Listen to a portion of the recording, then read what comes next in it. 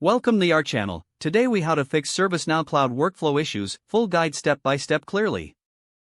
To begin, identify the specific workflow issue within ServiceNow. Review the error logs to gain insights into what is causing the problem. Access the ServiceNow instance and navigate to the workflow editor. Locate the affected workflow by searching for its name or ID.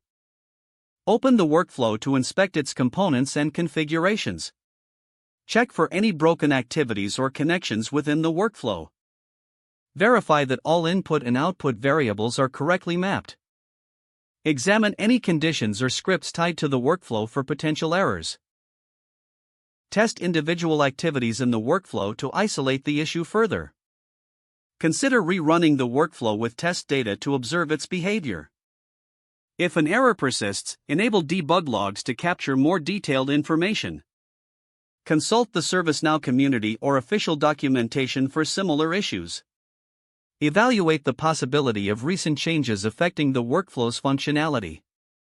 If necessary, roll back any recent changes to determine if this resolves the issue. Make any required updates to scripts or configurations based on your findings. For complex issues, engage with your ServiceNow administrator or support team. Once changes are implemented, publish the workflow to make it active again. Validate that the workflow is functioning correctly by running a full test. Document the fixes and any changes made for future reference. Monitor the workflow's performance over the next few days to ensure stability. Encourage feedback from users to identify any residual issues. Repeat testing and adjustments as necessary to maintain optimal performance.